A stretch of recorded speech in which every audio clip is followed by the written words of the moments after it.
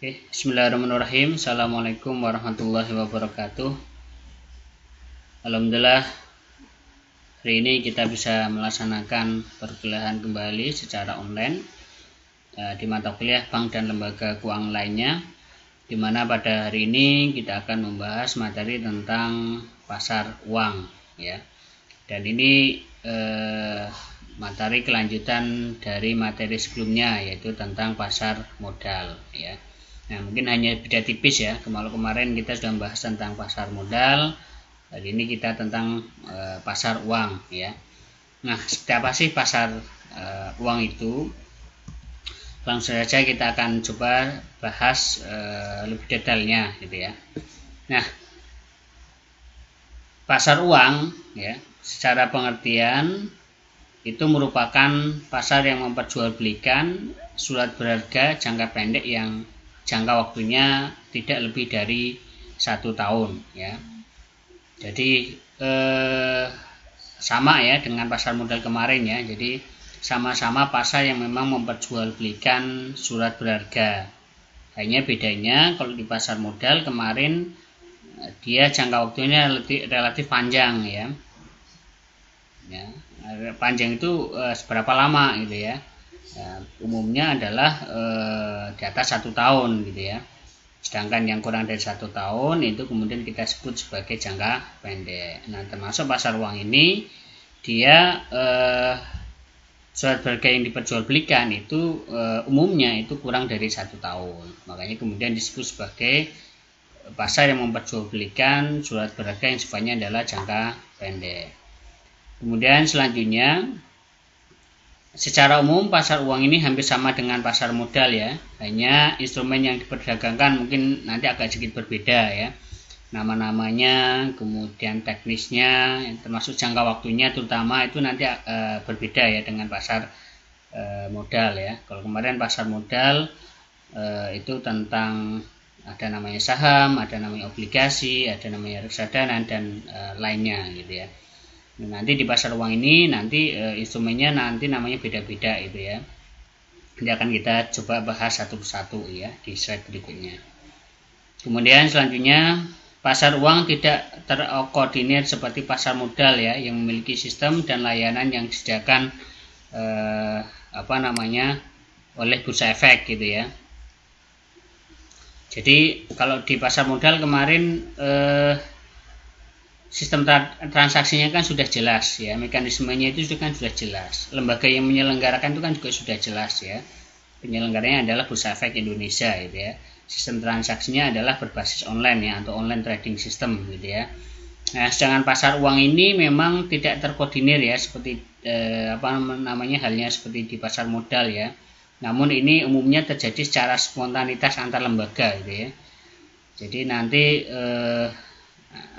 sebagai contoh nanti misalkan ada bank ya, bank ini ternyata dalam suatu kondisi banyak masyarakat yang melakukan penarikan dalam jumlah besar misalkan ya. Umumnya misalkan kalau mau lebaran itu ya, banyak nasabah yang melakukan pengambilan, sedangkan uang yang ada di bank itu kan sebenarnya sudah disalurkan oleh bank untuk kredit. Namun satu sisi ketika ada nasabah yang mau melakukan penarikan tersebut, bank mau nggak mau harus menyediakan uang yang cukup gitu ya. Jangan sampai kemudian nasabah melakukan penarikan tapi uangnya tidak ada gitu ya. Maka untuk alternatif bank itu menyediakan uang tersebut agar bisa ditarik oleh para nasabah, maka bank itu bisa mengupayakan mencari sumber uang, di mana salah satunya adalah melalui mekanisme pasar uang ini gitu ya.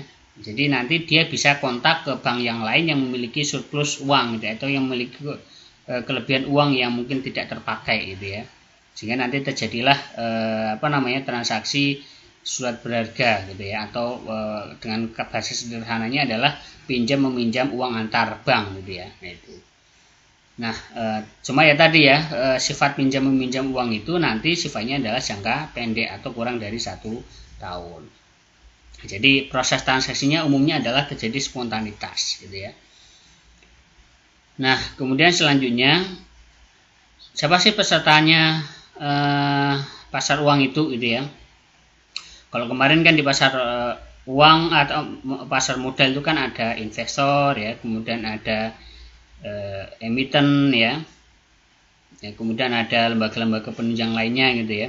Tapi kalau di pasar uang, siapa pesertanya itu ya? Umumnya adalah pesertanya adalah lembaga-lembaga ya, termasuk salah satunya adalah bank gitu ya. Nah, sebagaimana yang tadi sudah saya contohkan itu ya, misalkan ada bank A yang tiba-tiba membutuhkan uang yang mendesak gitu ya, nah, dia nanti bisa pinjam ke bank lain ya dengan mekanisme pasar uang gitu ya. Atau bisa juga lembaga pemerintahan, ini juga bisa jadi gitu ya.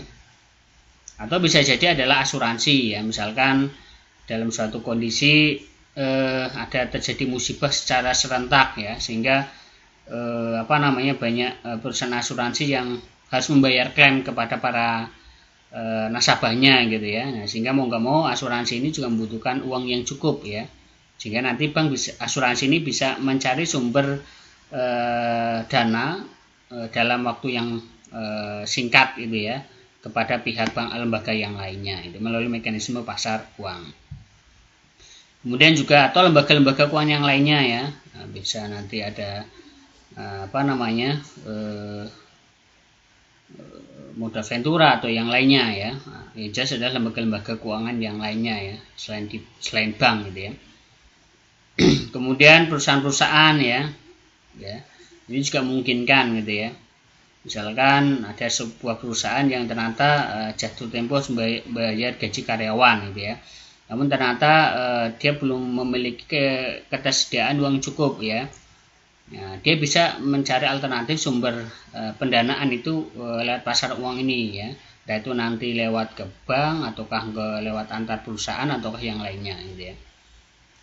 Kemudian termasuk yayasan ya. Ini adalah lembaga-lembaga atau peserta yang yang umumnya terlibat ataupun yang melakukan kegiatan di pasar uang gitu ya. Nah, jadi umumnya adalah lembaga-lembaga ya, bukan individual, walaupun nanti ada beberapa instrumen pasar uang yang juga ternyata bisa juga dilakukan oleh individu gitu ya. Nah, kemudian ini untuk lebih detailnya perbedaan antara pasar uang dengan pasar modal. Nah, satu dari sisi jangka waktunya itu ya. Kalau pasar modal kemarin adalah jangkanya panjang gitu ya. Misalkan kayak saham itu kan sebenarnya kita mau memiliki berapa lama pun itu bisa gitu ya. Bahkan mau dimiliki selamanya pun itu bisa gitu ya, dengan cara kita tidak usah menjual kembali saham yang sudah kita miliki. Kemudian obligasi ya itu juga jangka waktunya panjang gitu ya, bisa sampai 5 tahun atau lebih dari itu gitu ya. Jadi jangka panjang gitu ya. Sedangkan pasar uang itu jangka pendek ya tadi kurang dari 1 tahun gitu ya. Jadi itu untuk memenuhi kebutuhan finansial atau memenuhi kebutuhan keuangan sebuah lembaga karena memang terdesak gitu, yang mana sifatnya adalah jangka pendek. Nah, kemudian instrumen yang diperjualbelikan kalau di pasar modal kemarin ada namanya saham, obligasi, ada reksadana dan sebagainya.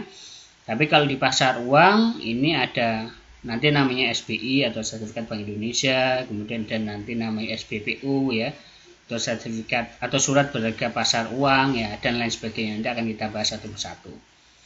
Kemudian returnnya apa, keuntungannya itu ya. Kalau di pasar modal ya tentunya kalau bagi mereka yang memiliki kelebihan uang atau investor ya tentunya nanti akan dapat dividen ya, kemudian capital gain ya, kemudian kupon ya. Tapi kalau di pasar uang ya tentunya keuntungannya adalah berupa bunga gitu ya. Misalkan ada bank A dia kelebihan uang, terus kemudian ada bank B yang membutuhkan uang, kemudian bank B ini minjem ke bank A ya dalam waktu singkat ya, tidak kurang dari 1 tahun gitu. Tidak lebih dari 1 tahun misalkan gitu ya. Nah, maka nanti si bank B ini menjadi terpenuhi kebutuhan akan uangnya dalam waktu singkat itu ya. Sedangkan si bank A yang memiliki kelebihan uang itu juga ini menjadi sebagai alternatif investasi gitu ya, sehingga dia akan mendapatkan bunga dari dia telah meminjamkan uang itu kepada pihak bank yang membutuhkan ya. Itu sebagai contoh saja ya. Kemudian pesertanya kalau di pasar modal ya tentunya kemarin ada namanya perusahaan atau emiten ya yang membutuhkan modal ya. Kemudian ada investor atau mereka yang memiliki kelebihan modal. Kalau peserta di pasar uang ya jelas tadi ya perbankan umumnya ya, termasuk perusahaan gitu ya. Kemudian peranannya kalau di pasar modal ya sebagai alternatif investasi kalau bagi investor ya. Kalau bagi perusahaan ya sebagai alternatif sebagai sumber modal gitu ya.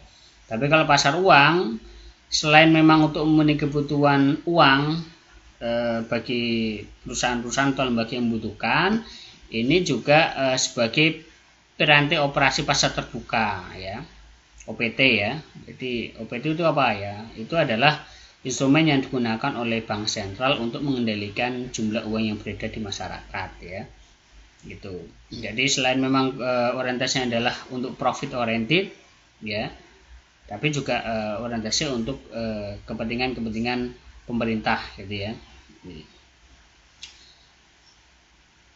Nah, ini tadi ya untuk fungsinya pasar uang ya.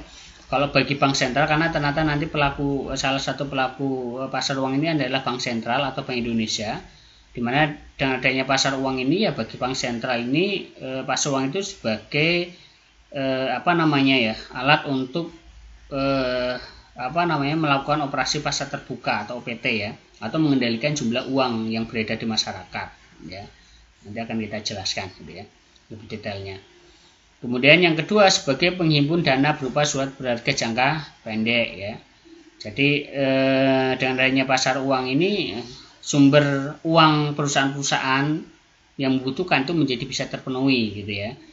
Yang tentunya memang sebenarnya kebutuhan uang itu sebenarnya tidak untuk jangka panjang, hanya untuk sekadar kebutuhan jangka pendek saja gitu ya. Karena memang biasanya kebutuhan mendadak ya dan sebagainya gitu ya. Kemudian bagi yang kelebihan uang ini juga sebagai sumber pembiayaan ya, atau sebagai alternatif untuk investasi gitu ya. Jadi ada perusahaan yang memang kelebihan uang dan uangnya itu idle ya atau nganggur gitu ya. Kebetulan ada yang pengen butuh nih, tapi butuhnya mungkin nggak terlalu lama, udahlah pinjamkan saja gitu ya. Jadi dengan dia minjamkan, maka dia juga nanti akan mendapatkan keuntungan ya berupa bunga gitu ya.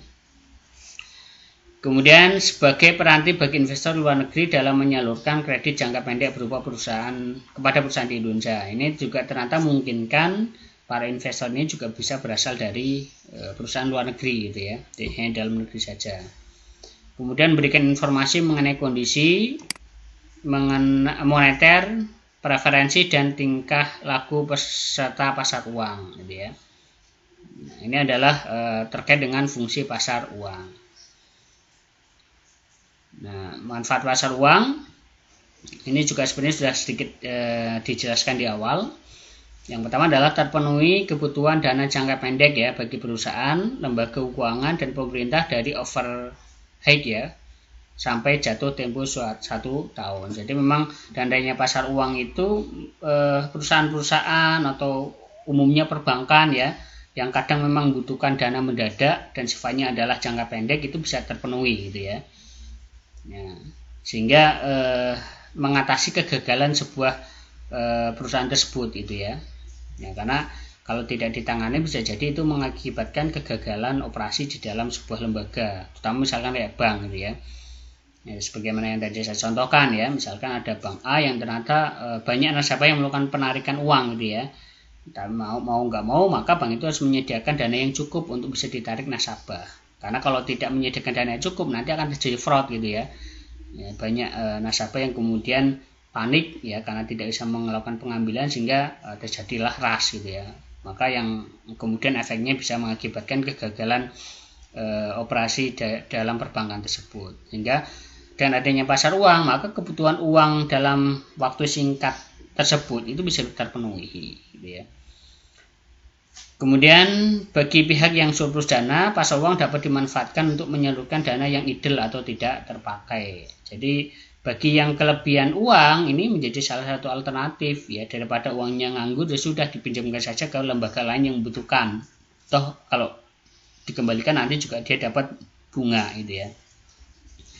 Kemudian bagi bank, pasar uang dapat dimanfaatkan untuk memenuhi kebutuhan likuiditas agar saldo giro pada bank sentral tidak negatif akibat kegiatan clearing. Ya, ini juga menjadi salah satu keuntungan ya. Misalkan antar bank itu nanti kan ada namanya proses clearing gitu ya.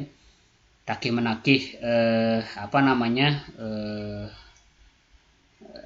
tagih menagih inilah ya, warkat-warkat ya yang ada di Bank Indonesia. Jadi kalau misalkan kalah itu kan negatif gitu ya, maka sebagai alternatifnya untuk membayar itu bisa menggunakan sumber pasar uang sebagai alternatif untuk mencari dana gitu ya. Nah kemudian selanjutnya, apa saja sih surat berharga yang diperjualbelikan di pasar uang? Nah ini sebenarnya ada beberapa jenis itu ya, namun mungkin tidak semuanya nanti akan kita jelaskan ya. Yang pertama ada namanya sertifikat Bank Indonesia atau SBI, kemudian ada lagi yang namanya surat berharga pasar uang atau SPPU, kemudian yang ketiga ada namanya call money atau pasar uang antar bank, kemudian ada lagi nanti namanya commercial paper, ada lagi namanya sertifikat deposito, banker acceptance ya, dan kemudian ada repo. Ini adalah yang umumnya ya, yang ada di pasar uang ya, walaupun mungkin bisa jadi ada jenis-jenis yang lainnya gitu ya. Ini. Oke, coba akan kita jelaskan satu persatu mengenai instrumen yang ada di dalam pasar uang tersebut itu ya. Oke, yang pertama adalah pasar uang yang pertama ada namanya, atau instrumen pasar uang yang pertama ada namanya SBI atau Sertifikat Bank Indonesia.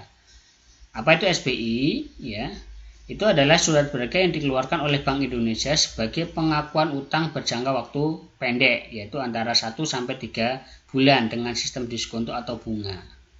SBI ini merupakan salah satu mekanisme yang digunakan Bank Indonesia untuk mengontrol kestabilan nilai rupiah. Dengan menjual SBI ke perbankan, Bank Indonesia dapat menyerap kelebihan uang primer yang beredar.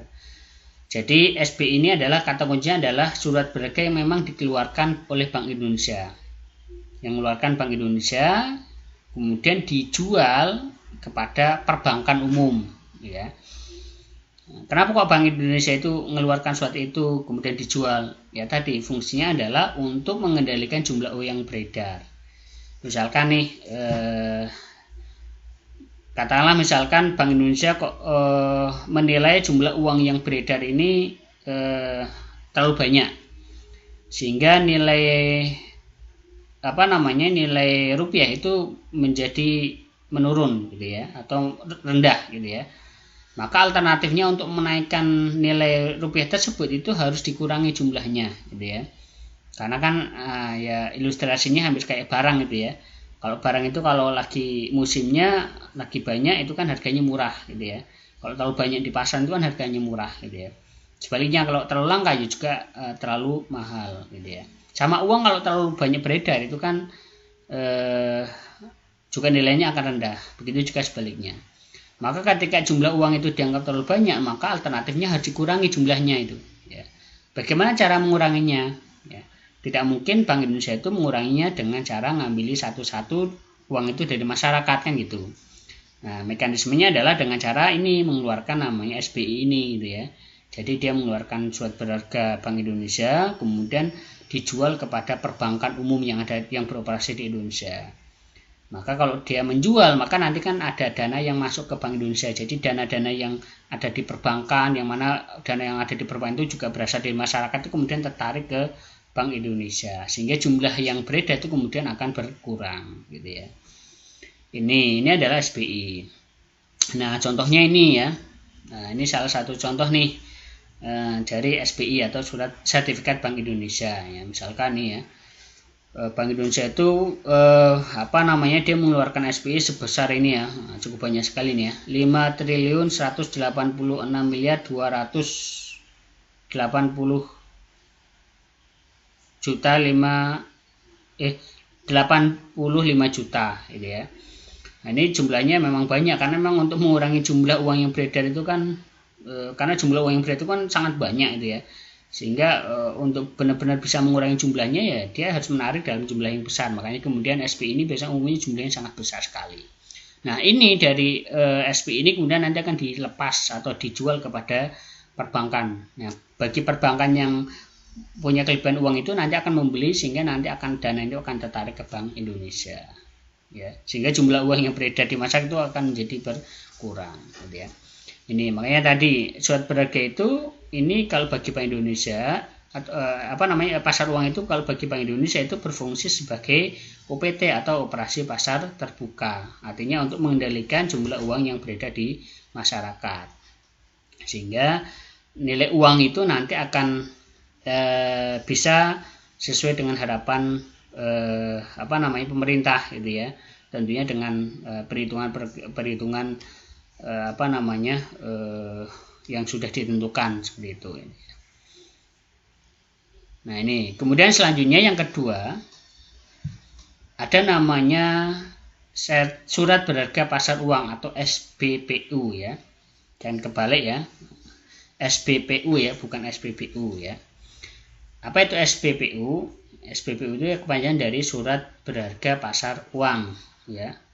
Itu adalah surat-surat berharga berjangka pendek yang dapat diperjualbelikan secara diskonto dengan Bank Indonesia atau lembaga diskonto yang ditunjuk oleh Bank Indonesia. Bank atau lembaga keuangan yang membutuhkan dana jangka pendek dapat menerbitkan SBPU ini kemudian diperjualbelikan ke Bank Indonesia.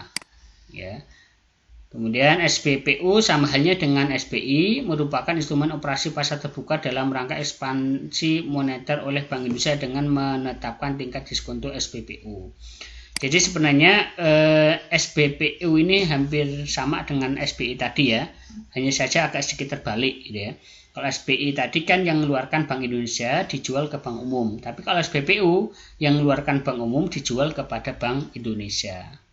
Kenapa kok Bank Umum itu mengeluarkan surat ini kemudian dijual ke Bank Indonesia?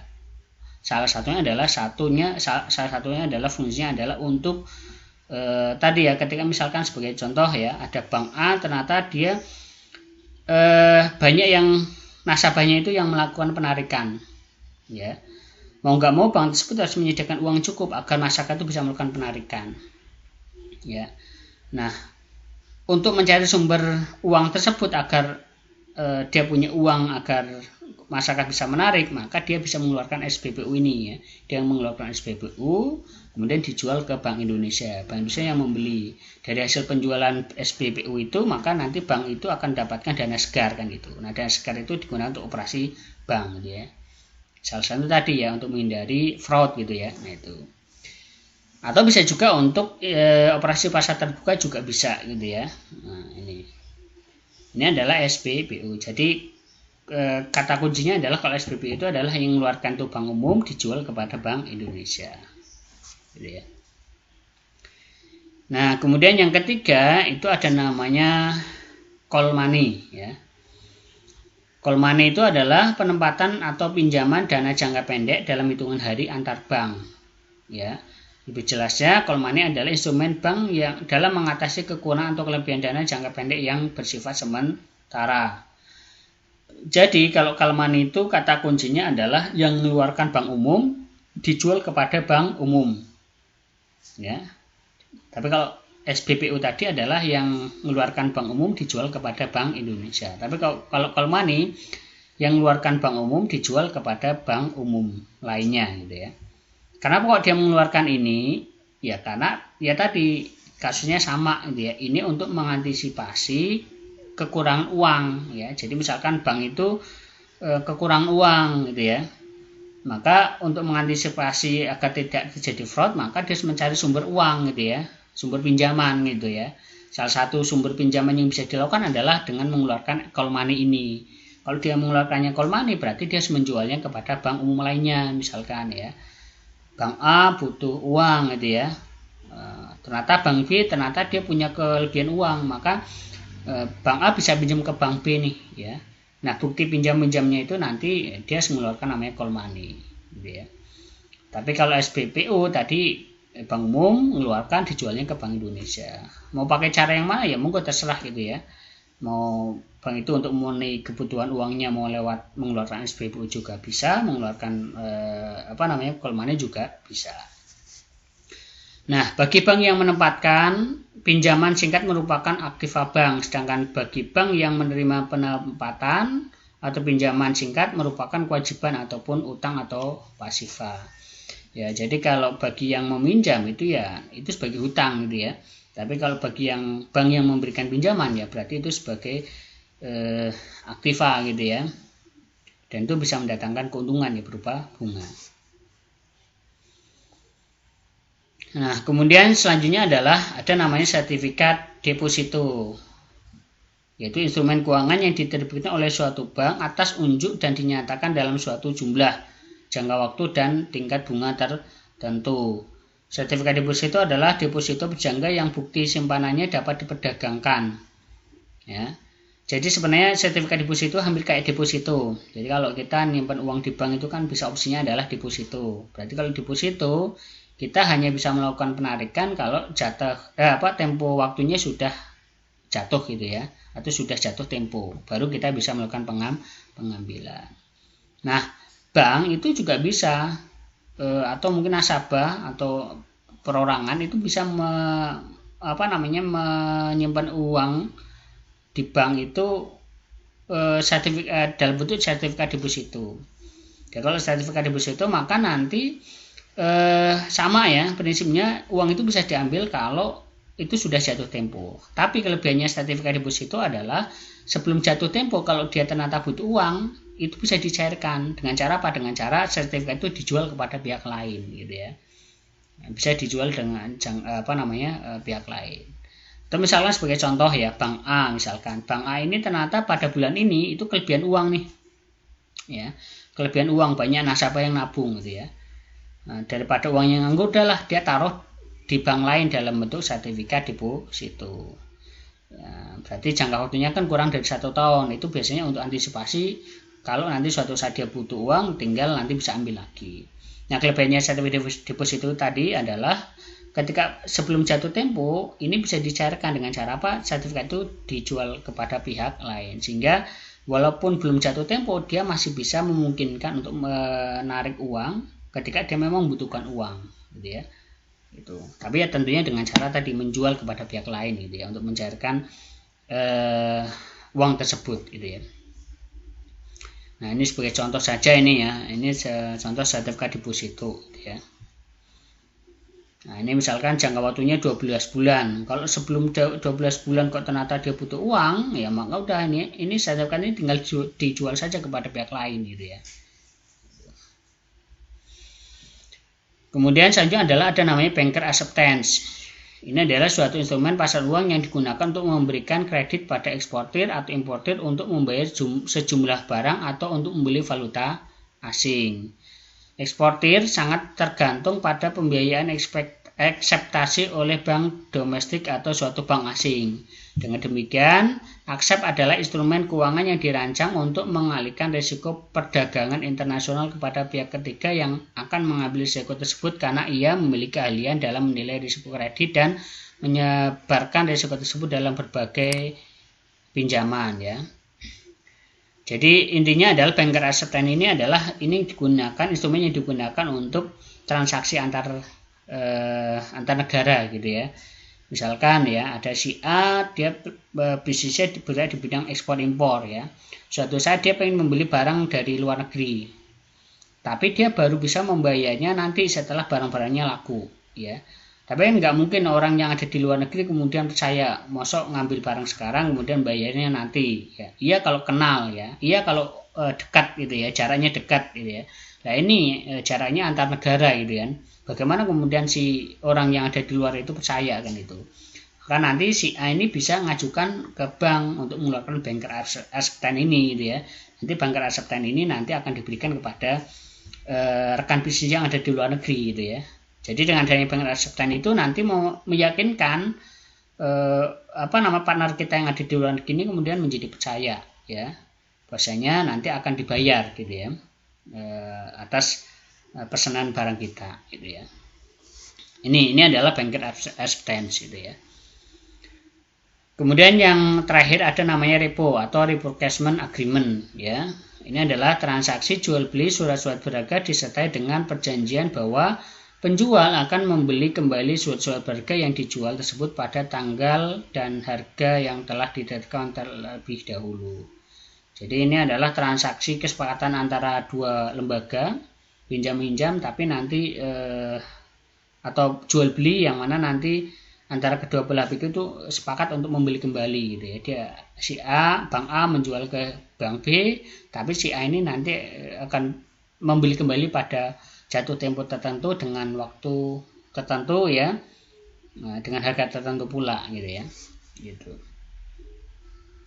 Kemudian ada lagi namanya commercial paper yang terakhir, yaitu merupakan promise yang tidak disertai jaminan yang diterbitkan oleh suatu perusahaan untuk memperoleh dana jangka pendek dan dijual kepada investor di pasar uang.